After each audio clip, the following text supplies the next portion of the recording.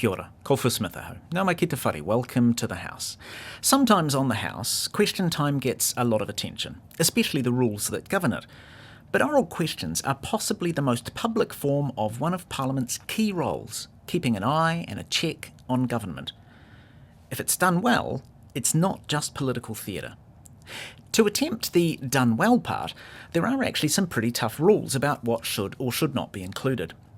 Last Thursday during question time, there was a Q&A between Aisha Verrill and Simeon Brown about the regional provision of abortion services. And after it, Shane Jones made a point of order suggesting that most of the questions should have been ruled out under Standing Order 390. Standing orders are Parliament's rules. Jones meant Rule 388, but the Speaker went with it. The bit that I've stood on this afternoon is arguments, inferences, imputations, epithets, ironical expression or expressions of opinion.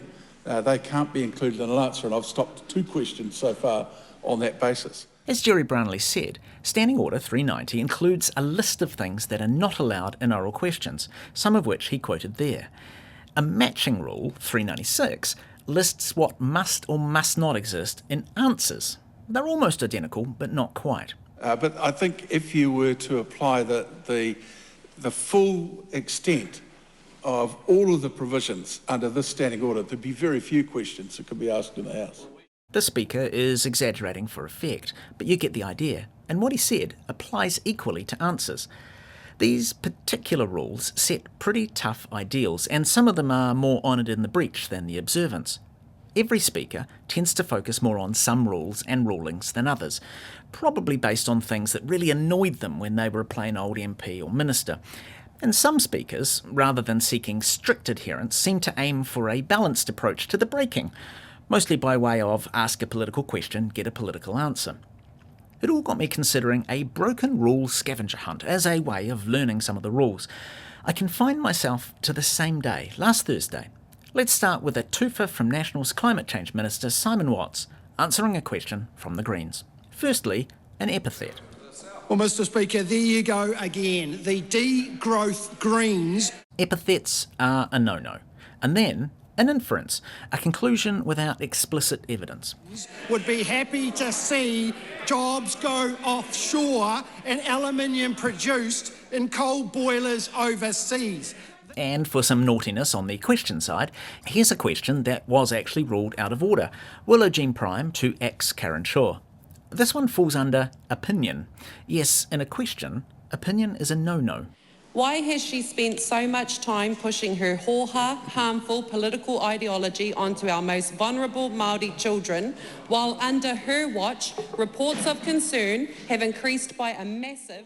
However, if you are answering a question, opinion is actually allowed, which is why Aisha Verrill can ask for one from Simeon Brown. Does he agree that abortion is healthcare? Mr Speaker, those issues are delegated to the Honourable Casey Costello, and as I have said on a number of occasions, the government is not changing the law in that regard. The opinion you can't ask for is a legal opinion. Maria Menukapa Kingi to Karen Shaw. Point of order. Mr Speaker, I was looking for something that showed an actual definition of reasonable force, which is why I posed my question in that way, as opposed to some other rhetoric. That would... So, depends how you look at it, but reasonable force could be considered a legal definition, which is not a question that can be asked in the House. Something else you cannot do is make discreditable references, basically about someone's honour, character or motives. And we're back to Aisha Verrill and Simeon Brown. Did he say, with respect to abortion, we're not changing the legislation because his intention was to reduce services slowly through underfunding and inadequate staffing? No, sit down. Try again. And probably the last we have time for, ironical expressions. They aren't always expressly mean, but they're also not allowed. Here's Chris Penk with a sharp retort to Arina Williams. How does he respond to the overwhelmingly negative feedback of the industry, to the vocational changes to the way tradies and builders will be trained? Mr Speaker, that member would know about overwhelmingly negative feedback. I would say... There are a few more disallowed things, and one or two that are compulsory, but actually not that common.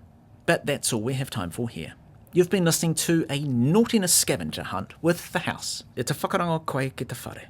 This program is produced with funding from Parliament's Office of the Clerk. Mā te wā.